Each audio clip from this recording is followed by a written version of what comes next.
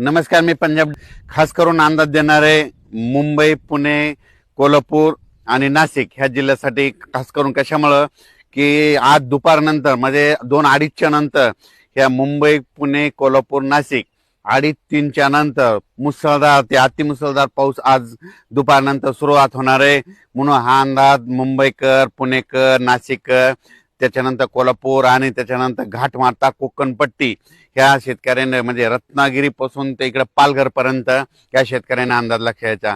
म्हणजे आणखीन 2 दिवस म्हणजे 7-8 म्हणजे आणखीन 8 तारखेपर्यंत असाच पावसाचा जोर राहणार आहे. आणि 9 तारखेच्या नंतर मुंबईला देखील सूर्यदर्शन घडणार आहे, पुण्याला देखील सूर्यदर्शन घडल, कोल्हापूरला घडल, नाशिकला घडल. म्हणून हा अंदाज लक्षात घ्यायचा. म्हणजे 9 तारखेच्या नंतर हे पावसाचा जोर ओसरणार आहे. म्हणून हे अंदाज सर्व शेतकऱ्यांनी आणि जनतेने हा अंदाज लक्षात घ्यायचा. त्याच्यानंतर राज्यातली परिस्थिती बघता राज्यामध्ये काही भागामध्ये आज बरेच भाग सुटलेला आहे. तर त्या शेतकऱ्यांसाठी आनंदाची बातमी. आज म्हणजे पुण्याकडे पाऊस जोरात सुरुवात झाल्याच्या नंतर बारामती एरिया 2, तसेच बीड जिल्हा, त्याच्यानंतर सोलापूरचा इकडं उत्तर सोलापूर, त्याच्यानंतर ह्या भागामध्ये आज बऱ्याच भागामध्ये पाऊस सुरू होणार आहे. सांगलीकडे देखील जोरदार पाऊस सुरू होणार आहे. म्हणून हा अंदाज लक्षायचा. फक्त सोलापूर जिल्ह्याचा म्हणजे दक्षिण भाग थोडा राहील, आजच्या थोडा कमी राहील, पण त्याच्यात दक्षिण सोलापूरला उद्याच्याला पाऊस पडेल आणि त्यांच्या देखील पेरण्या होतील, ही अंदाज लक्षायचा. त्याच्यानंतर लातूर जिल्हा, बीड जिल्हा, परभणी जिल्हा, जालना जिल्हा, अहिल्यानगर आज दुपारनंतर 2:30च्या नंतर इकडे देखील बऱ्याच भागामध्ये पाऊस सुरू होणार आहे. म्हणून हा अंदाज लक्षायचा. आणखीन 2 दिवस म्हणजे मराठवाड्यात देखील पाऊस असणार आहे. म्हणून मराठवाड्यातल्या शेतकऱ्यांनी हा अंदाज लक्षात घ्यायचा.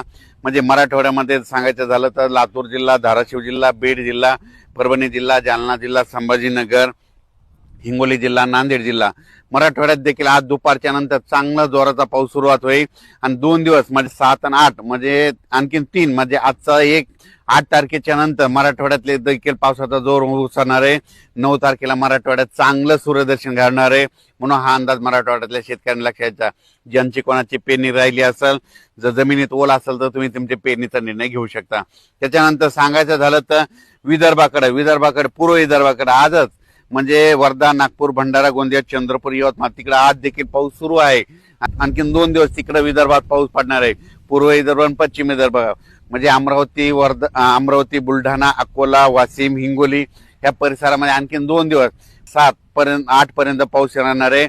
8 तारखेला चांगलं दुपारनंतर सूर्यदर्शन घडणार आहे. म्हणून विदर्भातल्या शेतकऱ्यांनी हा अंदाज लक्षात घ्यायचा. विदर्भातल्या शेतकऱ्याची कोणाची पेरणी असं तर तुम्ही काय करायचं, 8 तारखेला तुमच्याकडे सूर्यदर्शन घडलं आणि त्यानंतर वापसा झाल्याच्या नंतर तुम्ही तुमच्या पेरणीचा निर्णय घेऊ शकता. त्याच्यानंतर सांगायला उत्तर महाराष्ट्र, नंदुरबार जिल्हा, धुळे जिल्हा काही भाग आणखी सुटलेला आहे. पण नंदुरबार, धुळे, जळगाव आणि नाशिकचा काही भाग म्हणजे पट्टा, त्याच्यानंतर इकडे श्रीरामपूर, अहिल्यानगरचा काही भाग वंचित आहे. तर त्या भागामध्ये आज दुपारच्या नंतर 2:30च्या नंतर तिकडे देखील पावसाला सुरुवात होईल आणि त्या भागात पाऊस पडेल आणि त्यांच्या देखील पेरण्या लागू होतील. म्हणून हे अंदाज लक्षात घ्यायचा.